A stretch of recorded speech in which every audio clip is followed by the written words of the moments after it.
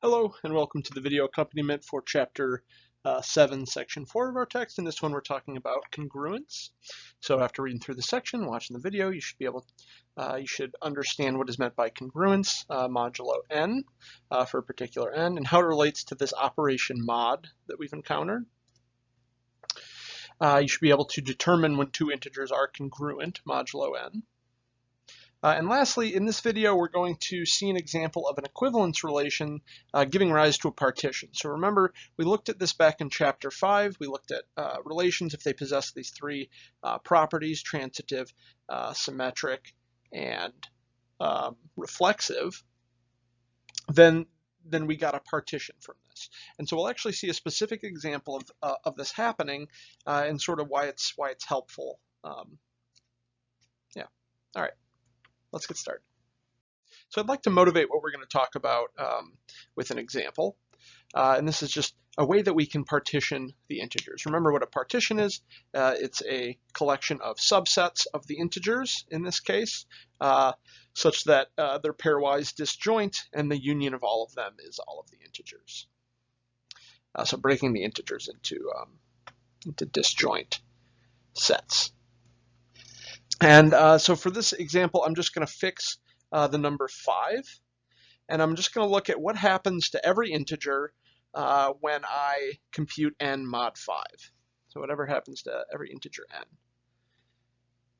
All right, so here I have not all of the integers, of course, but I'm going to start with 0 here and just compute what is 0 mod 5. So 0 mod 5. That's the remainder, right? When I divide 0 by 5, well, that's just 0, and there's a remainder of 0. So remainder 0. What happens when I do 1? Well, that's a remainder of 1, right? 1 is 5 times 0 plus 1. So remainder of 1. 2 would have a remainder of 2. These first ones are easy, right? 3 would have a remainder of 3. 4 would be 4. 5 would be 5. Well, wait a second. 5 would be 5. Well, actually, what is the remainder when 5 is divided by 5? Well, 5 is 5 times 1, and so there is no remainder. So we flip back around to 0. All right, what about 6? Well, now that one is 5 times 1 plus 1. And so now we get 1. And when we do 7, we'd have a remainder of 2. And we'll keep going. 3, 4. And then once we get to 10, we'll be back to 0. And we can even go in the other direction with the negatives. I mean, this is gonna keep happening. This is gonna keep happening over and over again. We're just gonna repeat the cycle. 1, 2, 3, 4, 0, and so on. It's just going to keep repeating that same pattern. We can even go in the negative, and the pattern repeats. Negative 1 is 5 times negative 1 plus 4, so that's a remainder of 4. And this would be a remainder of 3. And so on. Negative 3 would be a remainder of 2. And you can continue on into the negatives. And so what's going on here is we have a partition of the integers. So what are the equivalence classes? Let's say equivalence classes here. What are the sets? Well, take all the integers that are the same when you that are the same remainder when you divide by 5. So for example, 0, 5, 10, 15. We put all of those in one set by themselves. We'll take all the ones with a remainder of 1, so 1, 6, 11, 16. And we can take all the ones with 2. These will all go in something into a set by themselves, separate from the rest. And we can do this for 3 and for 4. Oh, I missed one with 3, huh?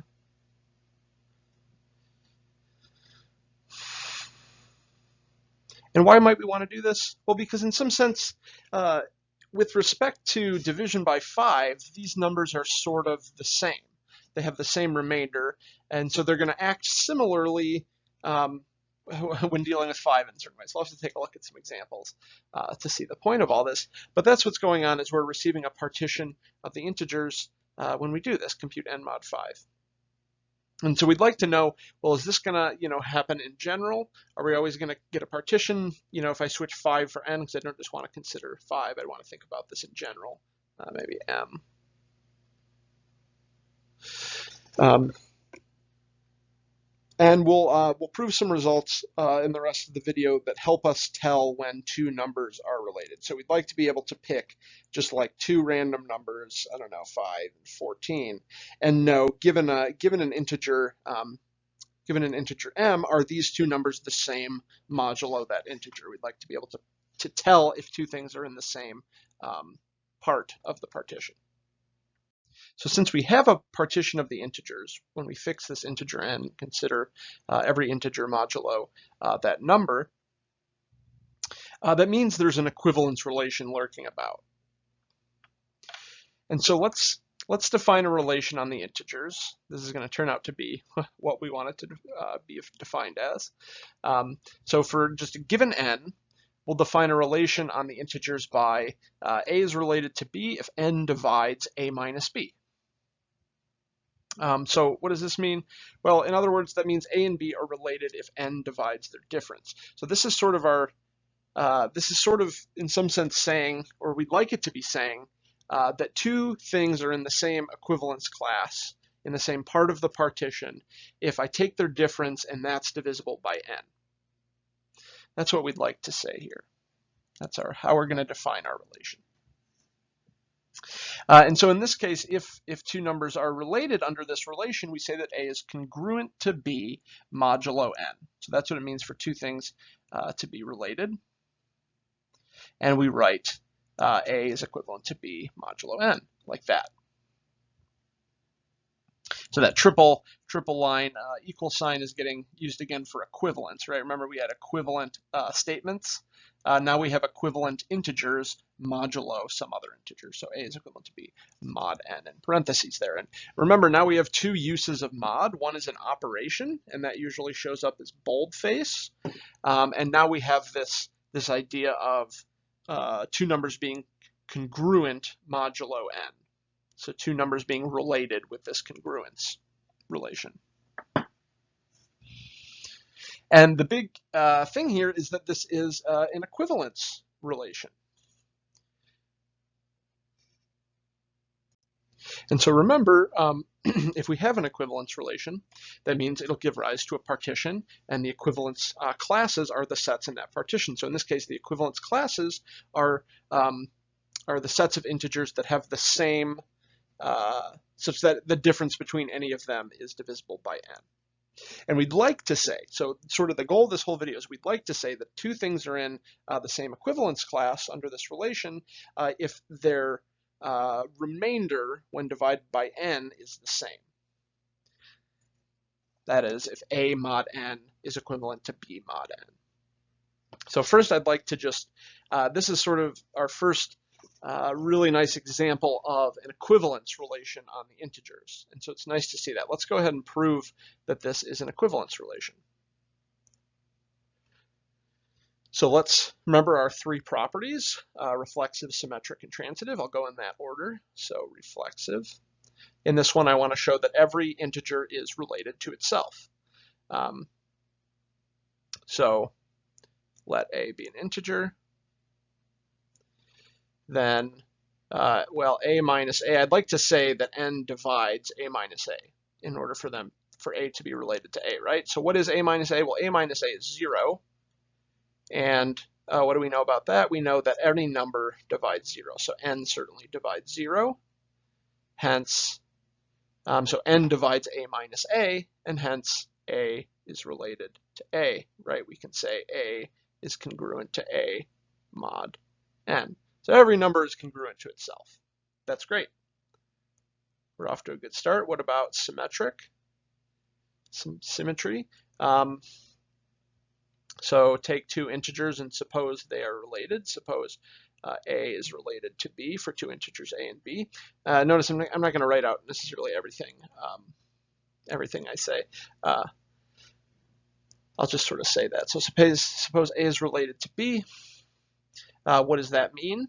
Then n divides their difference. And what I'd like to conclude here for symmetry, right, I want to show if A relates to B, then B relates to A. So I'd like to conclude that n divides B minus A. All right, well, if n divides A minus B, then we can write A minus B equals nk for some integer k. Well, what's B minus A? It's the negative of A minus B. So I'll say, notice B minus A is negative A minus B, and so that's negative nk. And so I'll just rearrange it a little bit. That means B minus A is n times negative k. In particular, n divides B minus A, since negative k is an integer. And so what does that mean? N divides B minus A, hence B relates to A. So it's symmetric. What about transitive?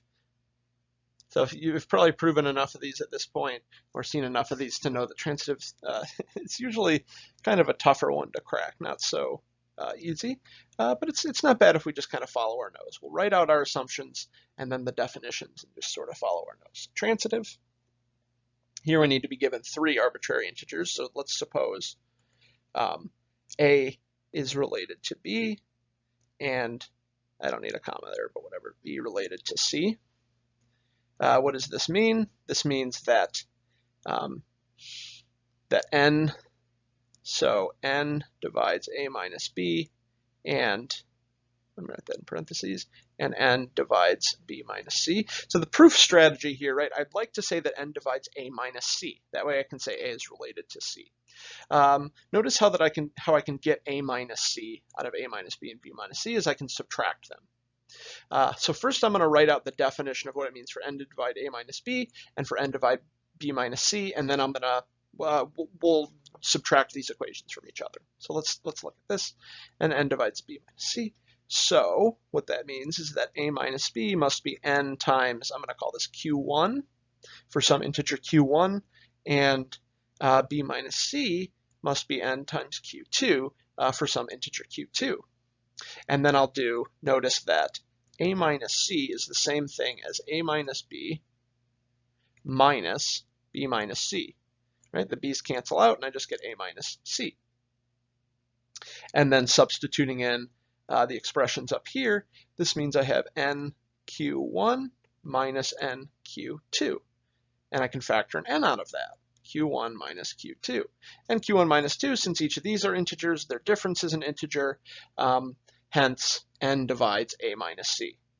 So n divides A minus C. That is, i.e., A is related to C. So A is congruent to C modulo n. And so this relation then has these 3 really nice properties. And hence, since it's an equivalence relation, that means we get this partition out. And we'd like to be able to know when our goal, to know when 2 integers are in the same equivalence class, given an arbitrary integer n. All right, let's get to that.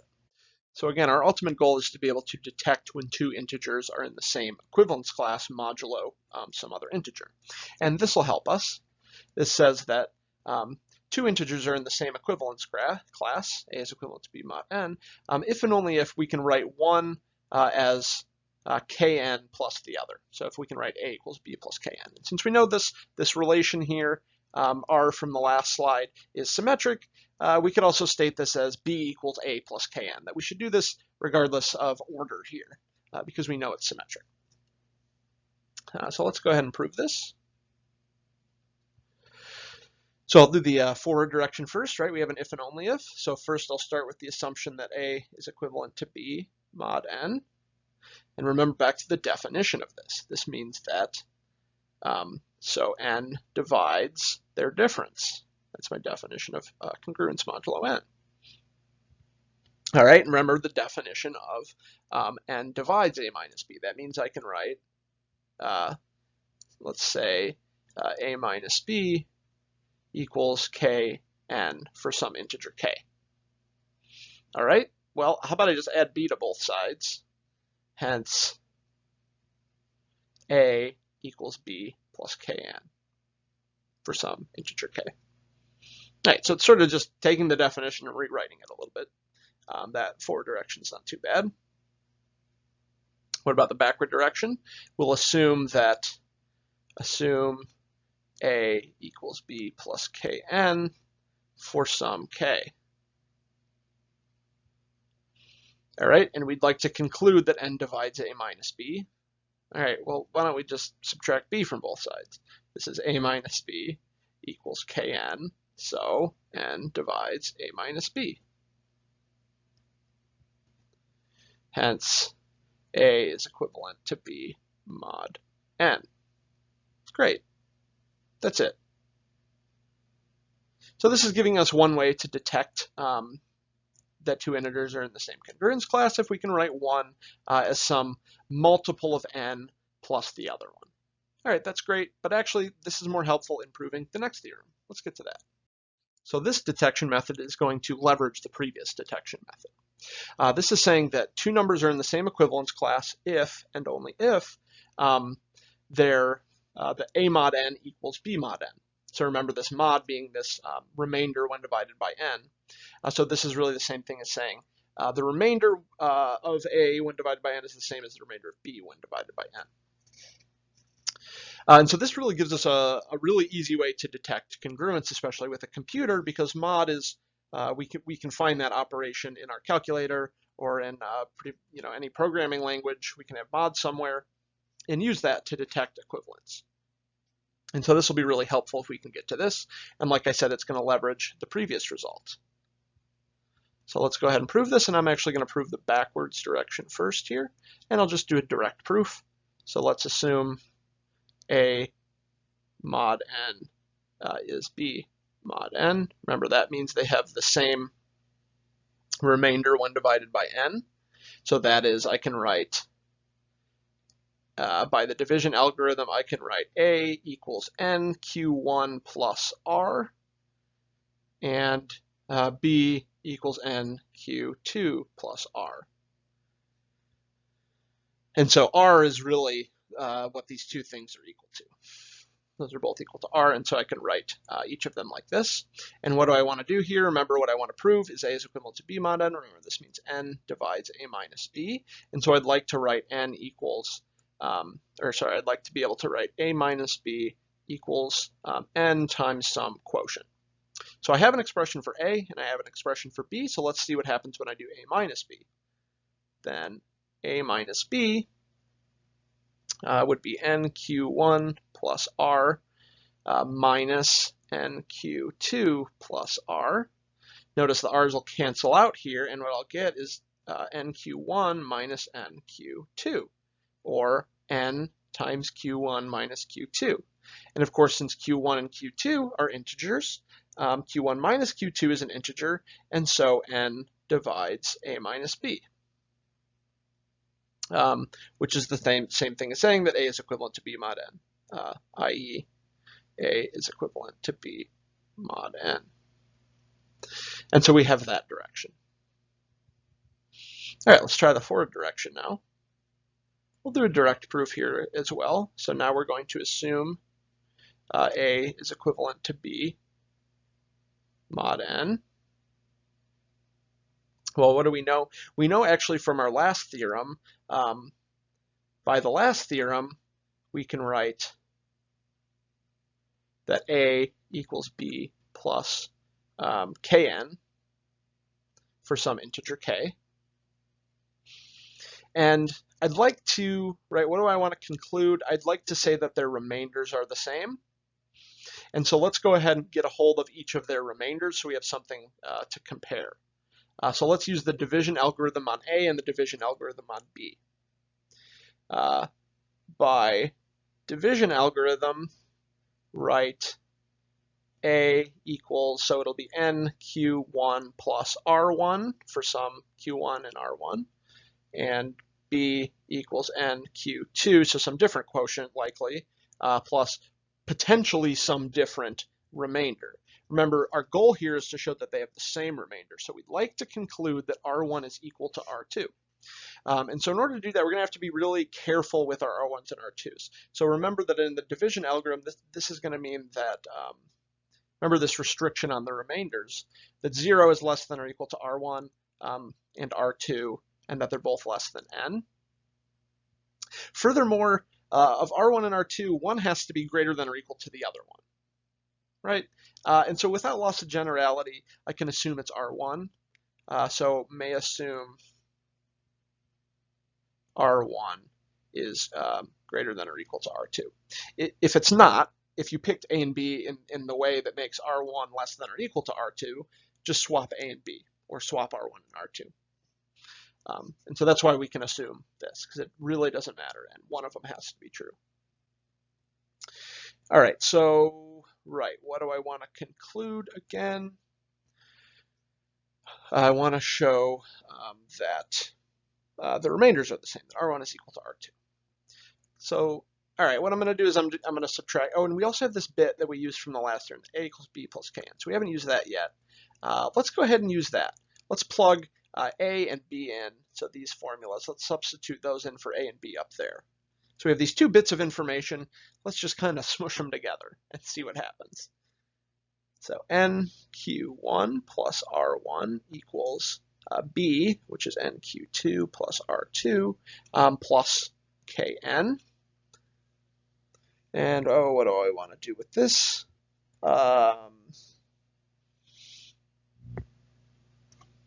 Let me think.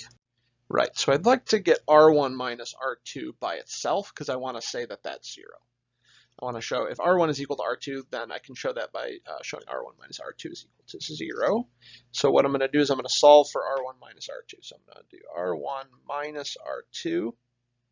So I'm going to subtract R2 on the right-hand side and the left-hand side, and then I'm going to pull over that NQ1. So I'll have NQ2 plus Kn minus NQ1. So I've just rearranged that equation there to have R1 minus R2 by itself.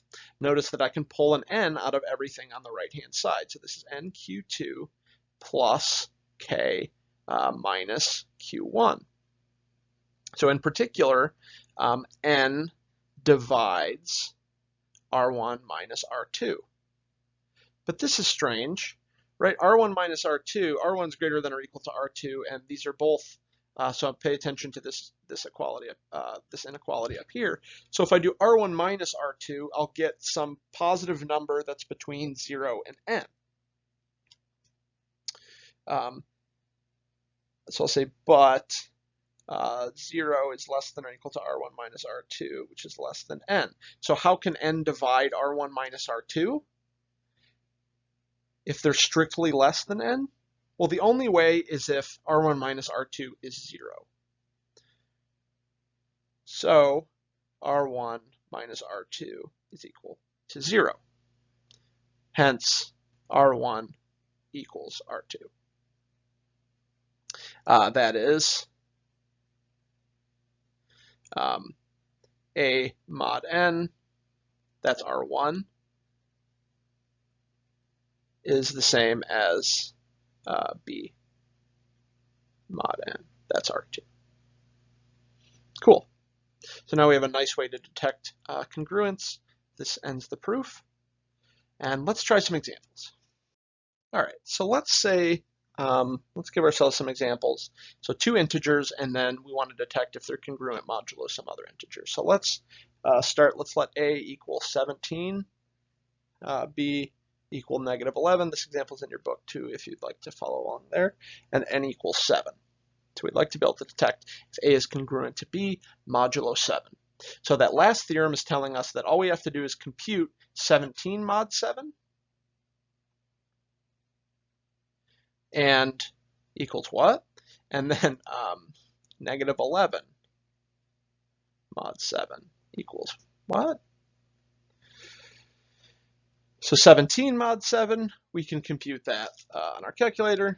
You might want to look back at the other video if you can't remember how to do this, but I'll do 17 divided by 7. I will peel off the whole part, and I'll divide that by 7. The other way I can think about this is just 17 is 7 times 2 plus 3. So my remainder here is 3. 7 and a negative 11 can be written as 7 times negative 2 plus 3. And so that also has a remainder of 3 when divided by 7. So we can say for sure then, by the last theorem, that 17 is congruent to negative 11 mod 7. All right, how about another example? Let's let A equal 30 and B equal 10. And let n be 15. And we ask the question, is A equivalent to B modulo 15? Is 30 equivalent to 10 modulo 15? All right, well, what's A mod 15? 30 mod 15. Well, 30 is 2 times 15, so that is a remainder of 0. And what about 10 mod 15? Well, 10 is between 0 and 15, and so this is just itself. This is 10. 0 15s plus 10. And so these are not the same. And so since the last theorem was an if and only if, since these are not the same, we can also conclude that they're not equivalent. So we would say that 30 is not equivalent to 10 modulo 15. They're not in the same equivalence class. All right, so we're going to use this as an application for cryptography, and I should be more specific. You're going to use this in a cryptography sort of activity for the activity for this chapter. So you're going to apply this to things called crypto systems, so inventing ways to obscure information and still be able to retrieve it. All right, hopefully you'll find that fun. See you next time.